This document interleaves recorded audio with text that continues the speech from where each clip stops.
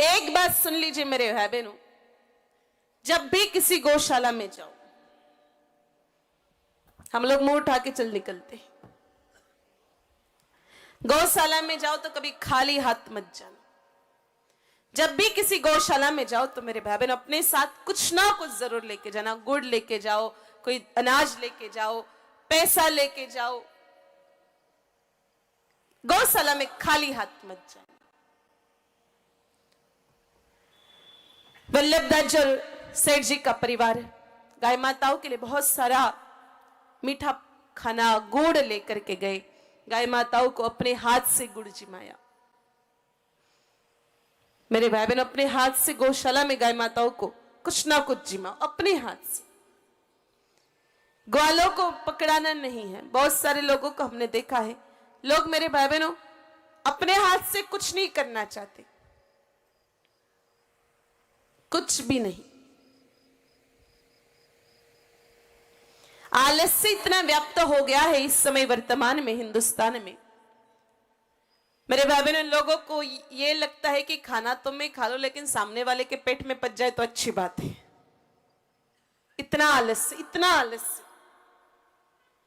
कम से कम मेरे भाई बहनों अपने इष्ट की सेवा मनुष्य को खुद को ही करनी चाहिए। देखो, 3 सेवाएं मनुष्य को खुद के हाथ से करनी चाहिए, नौकरों से नहीं करवानी चाहिए। पहली है गुरु की सेवा, दूसरी है भगवान की सेवा। भगवान में माता पिता भी आ गए और जगन्नाथ भी आ गए। हालांकि ये दोनों ही सेवाएं आजकल लोग दूसरों के माध्यम से करवा लेते, कोई बहुत बड़ी बात नहीं।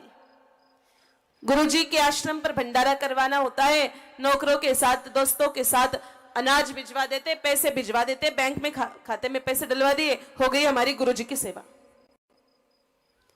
माता पिता की सेवा करने के लिए जिन लोगों के पास पैसा होता है मेरे भाई बहनों, वो लोग दूर दराज से सर्वेंट मंगवाते हैं, मेल नर्स, फीमेल नर्स, और माता पिता की सेवा में लगा देते।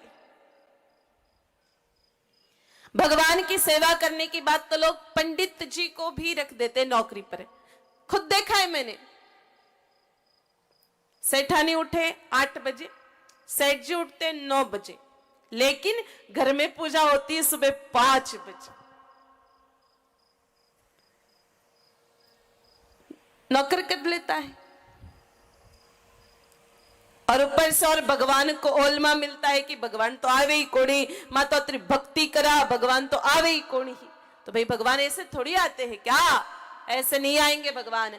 नंद बाबा के यहाँ 9 लाख गाय माताएं थी और कितने सारे ग्वाल बाल थे, लेकिन मेरे भाई बहनों भगवान श्री कृष्ण जिस गाय माता जी का दूध पिया करते थे, माता यशोदा अपने हाथ से ही गाय माता का दूध निकाला करती थी, अपने हाथ से ही बिलोया करती थी। भगवान श्री कृष्ण पद्म गंधा नाम की गाय माता जी का दूध पीते थे, जिसमें से कमल की खुशबू आती थी। और मेरे भाई बहनों ये काम स्वयं माता यशोदा अपने हाथ से पूर्ण करती थी।